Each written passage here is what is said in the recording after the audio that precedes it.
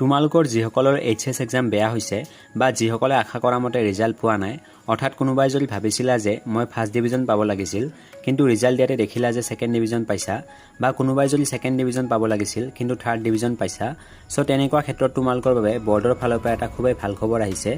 Assam higher secondary education কাউন্সিলে এখন notice জাৰি কৰিছে সো ইয়াতে তোমালোকে 4th নম্বৰ পেৰাগ্ৰাফটোত মন কৰিলে দেখা পাবা যে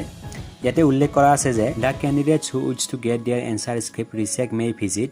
assec.assam.gov in for applying online. The online platform for application for rechecking will be open after 2 days from the day of declaration of results. ইয়াতে উল্লেখ কৰিছে যে যিসকল ষ্টুডেণ্টে তেওঁলোকৰ কপি বিলাক ৰিচেক কৰিব বিচাৰিছে অৰ্থাৎ পুনৰ চেকিং কৰিব বিচাৰিছে তেওঁলোকে Assam higher secondary education council official website assec.assam.gov in ৱেবছাইটত গৈ অনলাইন এপ্লাই কৰিব পাৰিব আৰু ইয়াতে সকলোতকৈ ইম্পৰ্টেন্ট প্ৰশ্নটো হ'ল যে তোমালোকে কেতিয়াৰ পৰা অনলাইন এপ্লাই কৰিব পাৰিবা ৰিচেকিংৰ বাবে সো ইয়াতে স্পষ্টকৈ দিয়া আছে যে after 2 days from the declaration of the results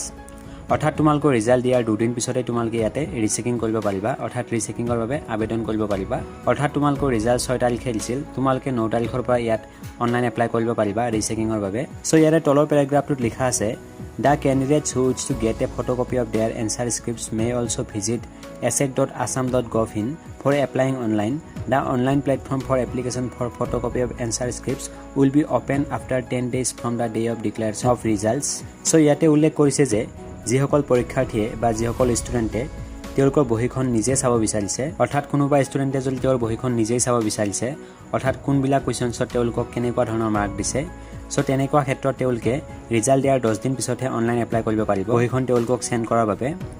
অৰ্থাৎ বৰ্ডে তোমালোকক ইমেইলৰ থ্ৰু দিবা যিকোনো অনলাইন মাধ্যমৰ দ্বাৰা তোমালোকৰ বহিখন তোমালোকক পিডিএফ কৰি দি দিব হয়তো বৰ্ডে পোষ্ট অফিচৰ মাধ্যমেৰেও তোমালোকৰ বহিখন তোমালোকৰ এড্ৰেছত পঠিয়াই দিব পাৰে সো এতিয়া মই তোমালোকক কিছু ইম্পৰ্টেন্ট কথা জনাই দিও যে তোমালোকে ম্যাক্সিমাম 3টা সাবজেক্টলৈহে ৰিচেকিং কৰিব পাৰিবা অৰ্থাৎ কেৱল তোমালোকে 3টা বিষয়লৈহে বহি চেক কৰিব পাৰিবা তাৰ ওপৰৰ বিষয়ত নোৱাৰা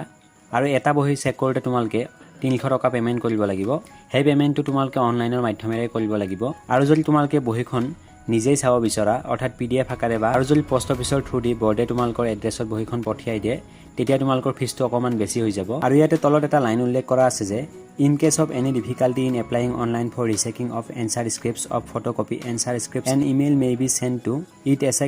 @email.com